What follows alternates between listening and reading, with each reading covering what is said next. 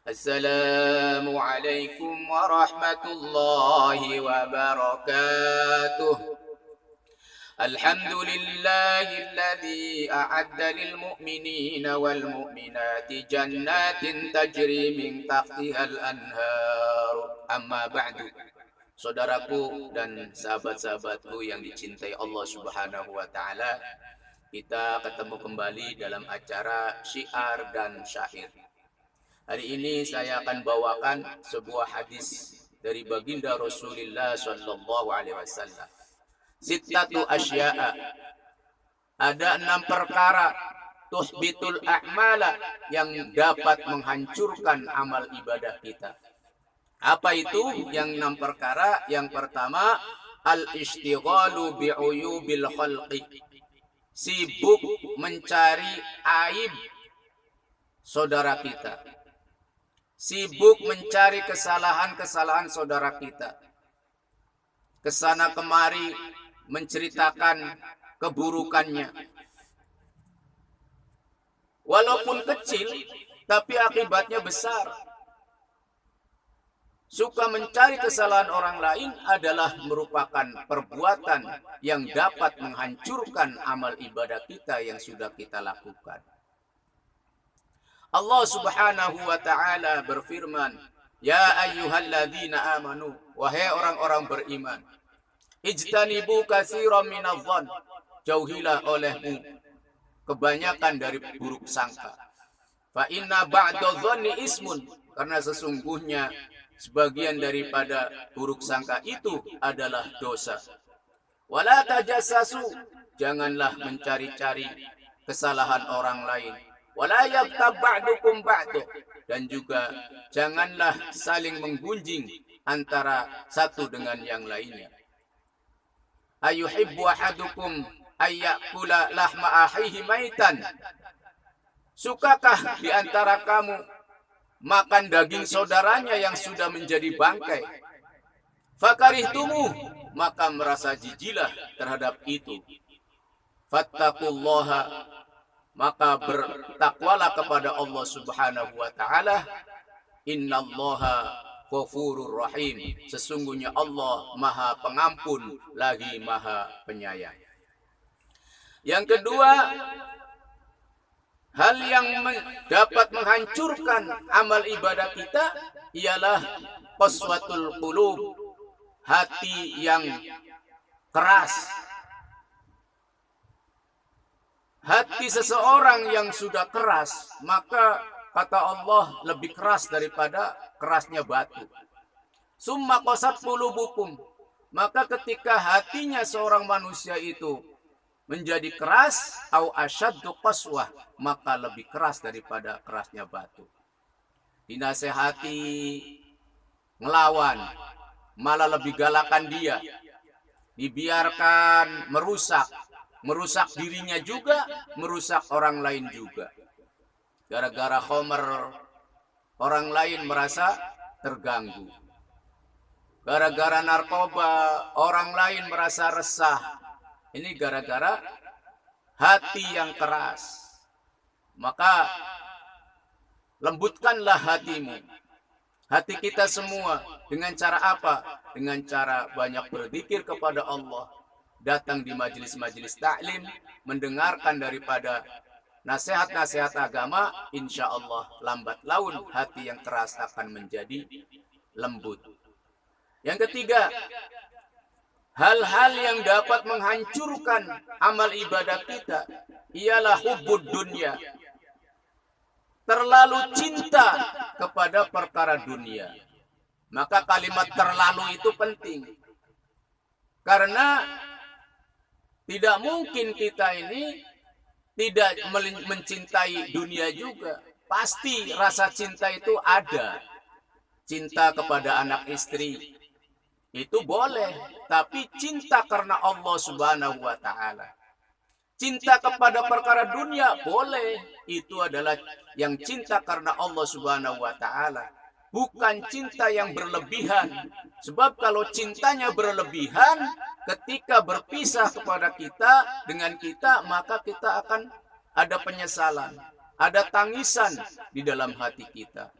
tetapi cinta kita terhadap harta kita, terhadap dunia kita, yaitu cinta yang didasari dengan cinta kepada Allah Subhanahu wa taala, maka cintanya ketika ada perintah-perintah Allah Subhanahu wa taala, maka dia karena rasa cinta dengan amal ibadah, maka sebagian hartanya digunakan untuk berinfak atau berjuang di jalan Allah Subhanahu wa taala.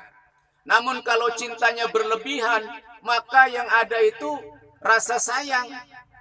Sayang uangnya banyak, sudah banyak ya, tetapi sayang untuk diinfakkan.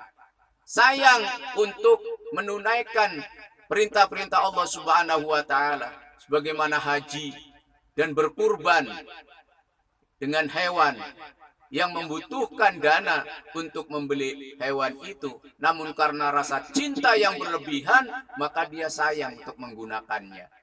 Maka cinta yang seperti ini adalah yang berlebihan, itu tidak boleh.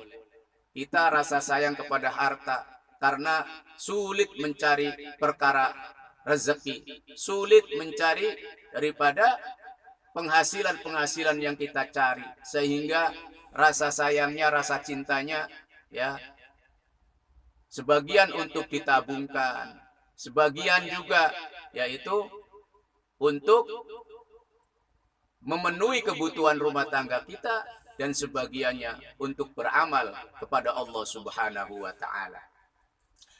Yang keempat, hal-hal yang menghancurkan daripada amal ibadah kita, yaitu qillatul haya, sedikitnya rasa malu kepada Allah Subhanahu wa taala. Hadirin yang dirahmati Allah Subhanahu wa taala, budaya malu di zaman sekarang ini perlu dikembangkan dan perlu juga dimasyarakatkan, karena masyarakat kita ini sudah jauh daripada rasa malu.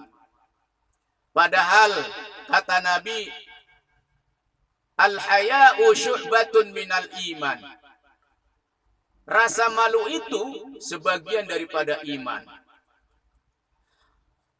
Namun di zaman sekarang ini rasa malu agaknya kebalik-balik. Diajak ibadah sholat, ayo pak sholat, malu pak saya jarang ke masjid. Subhanallah, ini malu yang salah. Diajak puasa, kok nggak puasa pak? Iya pak, malu katanya. Mau puasa karena sudah sering nggak puasa. Ini malu yang salah. Tapi rasa malu kepada Allah Subhanahu wa taala ini adalah sebagian daripada iman. Bagian daripada iman kepada Allah Subhanahu wa taala itu adalah rasa malu. Nabi sallallahu alaihi wasallam sabdakan, inna likulli dini khuluqan wa khuluqal islami al-haya. Sesungguhnya setiap agama itu punya akhlak, dan akhlaknya orang Islam adalah rasa malu. Sekarang tuh sudah rasa malu tuh sudah tidak ada lagi, hampir sirna. Makanya kita budayakan lagi. Orang berpuasa di mana-mana, ya makan minum sudah nggak malu-malu lagi. Orang meninggalkan sholat sudah nggak malu-malu lagi. Orang telanjang sudah nggak malu-malu lagi. Apalagi ibu-ibu di zaman sekarang, subhanallah, pakainya you can see, ya celana kolor, lagi hamil. Ya, pakaiannya tipis, kemana-mana jalan, subhanallah. Kadang-kadang menyusui anaknya, ya, di mana saja, asal ceprot aja, dikeluarkan itu teteknya, di mana saja, ya, dienyot sama anaknya, tanpa malu-malu lagi, kelihatan laki-laki yang bukan muhrim. Yang kelima, hal-hal yang dapat menghancurkan daripada amal ibadah kita, yaitu zulmun la yanqati'u, zalim yang tidak ada henti-hentinya, zalim yang berkepanjangan. Jadi pejabat zalim, jadi rakyat zalim, jadi orang kaya kadang-kadang zalim, dari pedagang zalim, ya. Dari ustadz jadi ustadz juga, kadang-kadang zalim juga. Sama sifat manusia seperti itu. Maka hendaknya di antara kita semua jaga daripada perkara-perkara yang zalim. Hindari itu perkara-perkara zalim. Zalim itu kategorinya ada 3. Zulmun li rabbihi, wa zulmun li ghairihi, wa zulmun li nafsihi. Yang pertama, zalim kepada Allah Subhanahu wa taala. Bagaimana tidak? Setiap hari Allah Subhanahu wa taala suplai kebutuhan kita, baik makanan, minuman, pakaian, tempat tinggal, kendaraan, hewan sebagai makanan. Ya, hal-hal yang dimakan setiap hari kita kecap daripada nikmat dari Allah Subhanahu wa taala. Berapa banyak kita tidak bisa menghitung. Wa in ta'uddu ni'matallahi la tuhsuha. Jika kita mau menghitung nikmat Allah, kita tidak mungkin akan dapat menghitung, tidak mampu menghitung nikmat Allah Subhanahu wa taala. Namun ketika Allah Subhanahu wa taala mengundang lewat muadzinnya untuk menunaikan salat, warka'u ma'ar raki'in wasjudu ma'as sajidin, rukulah dan sujudlah beserta orang-orang yang ruku dan sujud. Dipanggil oleh Allah Subhanahu wa taala lewat muadzinnya, tenang-tenang saja. Yang pedagang asik dengan dagangannya, yang petani asik dengan pertaniannya, yang pegawai asik dengan kantornya, semuanya asik. Subhanallah. Sujud 5 waktu menyembah Allah Subhanahu wa taala tidak sempat, bahkan tidak dilakukan, ditinggalkannya perintah Allah Subhanahu wa taala. Padahal Allah kurang apa memberikan rezeki kepada kita. Yang keenam